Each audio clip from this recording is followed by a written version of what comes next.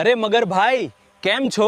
લો, આજે આ લાલ ચટક અને મીઠા જાંબુ ખાઈ જુઓ, ખરેખર અમૃત જેવા છે. ધન્યવાદ મિત્ર. તારા આ જાંબુને લીધે જ મારું પેટ ભરાય છે. તારા જેવો ઉદાર મિત્ર મળવો મુશ્કેલ છે.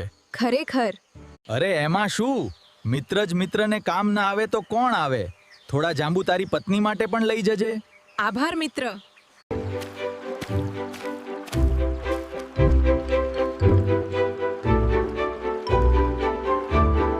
વાહ, આ જાંબુ તો બહુ જ સ્વાદિષ્ટ છે.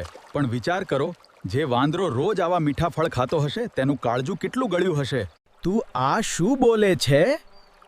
તે મારો પરમ મિત્ર છે. હું સમજુ છું. મને કશું ખબર નથી. જો તમે મને એ વાંદરાનું કાળજું નહીં લાવી આપો તો હું ભૂખી રહીને મારા પ્રાણ ત્યાગી દઈશ.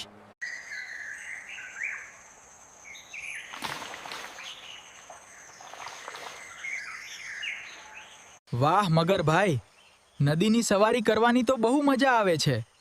પણ તમે આજે આટલા ઉદાસ કેમ છો? મિત્ર, મારે તને એક કડવું સત્ય કહેવું છે.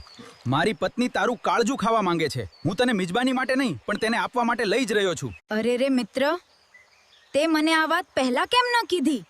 આપણે તો બહુ મોટી ભૂલ કરી નાખી. કેવી ભૂલ? અરે ભાઈ, અમે વાંદરાઓ તો અમારું કાળજું બહુ સંભાળીને ઝાડની બખોલમાં રાખીએ છીએ. અત્યારે તો હું કાળજા વગરનો તારી પીઠ પર બેઠો છું. જો આપણે ખાલી હાથે જઈશું તો હવે શું કરીએ? કાંઈ નહીં, જલ્દીથી મને પાછો કિનારે લઈ ચાલ. હું ઝાડ પરથી મારું કાળજું લઈ આવું, પછી આપણે તારે ઘેર જઈશું. મિત્ર, જલ્દી આવ, આપણે મોડું થાય છે. અરે મૂર્ખ મગર, જરા તો બુદ્ધિ વાપર. કોઈ જીવતું પ્રાણી ક્યારેય પોતાનું કાળજું શરીરની બહાર રાખી શકે?